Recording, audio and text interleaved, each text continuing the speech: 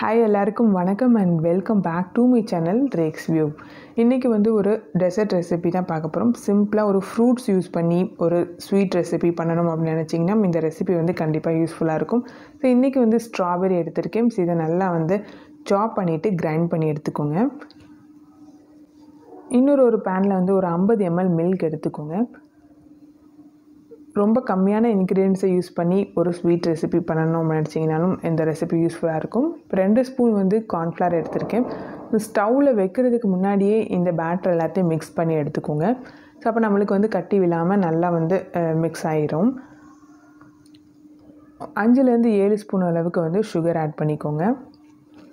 நல்லா மிக்ஸ் பண்ணதுக்கு அப்புறமா இப்போ நம்ம ஸ்டவ்வில் வச்சுட்டு நல்ல ஒரு திக்கான ஒரு பேட்டர் கிடைக்கிற வரைக்கும் நல்லா மிக்ஸ் பண்ணி எடுத்துக்கோங்க. மட்டும் நான் எடுத்திருக்கேன். ஸோ டெக்கரேட் பண்ணுறதுக்காக மீதி இருக்கிற பேட்டரில் நம்ம ஸ்ட்ராபெரி க்ரஷ் கிரைண்ட் பண்ணி வச்சுருக்கோம். ஸோ அதை நம்ம ஆட் பண்ணிக்கலாம்.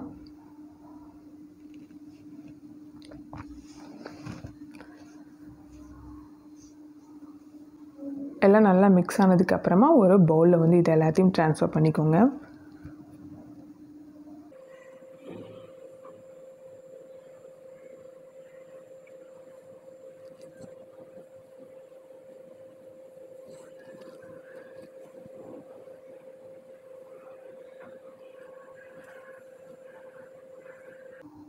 ஃபைனலாக நம்ம கார்னிஷ் பண்ணிக்கலாம். நம்ம ஸ்ட்ராபெரி யூஸ் பண்ணி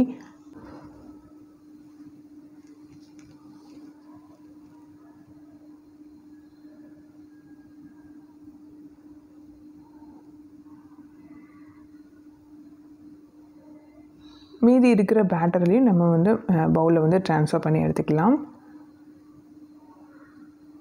ஒரு 2 hours ஃப்ரிட்ஜில் வச்சுட்டு நம்ம சர்வ் பண்ணிக்கலாம். அண்ட் இன்னும் நல்ல ஒரு டேஸ்டியாக இருக்கும். ஆஃப்டர் 2 hours நம்ம ஸ்ட்ராபெரி டெசர்ட் ரொம்ப சூப்பராக ரெடி ஆகிடுச்சு. அண்ட் ஹெல்த்தியான ரெசிபி கூட. வீட்டில் இருக்கிற நம்ம ஒரு ஃப்ரூட்ஸ் வச்சியும் ஒரு சிம்பிளாக குயிக்காக ஒரு ஸ்வீட் ரெசிபி பண்ணணும் அப்படின்னு நினச்சிங்கன்னா இந்த ரெசிபி ட்ரை பண்ணி பாருங்கள். இந்த ரெசிபி ட்ரை பண்ணி பார்த்துட்டு உங்களோட கமெண்ட் எனக்கு மறக்காமல் ஷேர் பண்ணுங்கள். இந்த ரெசிபி பிடிச்சிருக்குன்னு நினைக்கிறேன். இந்த மாதிரி ஒரு இன்ட்ரெஸ்டிங்கான ரெசிபியோட பார்க்கலாம். Until then, bye from Rexview.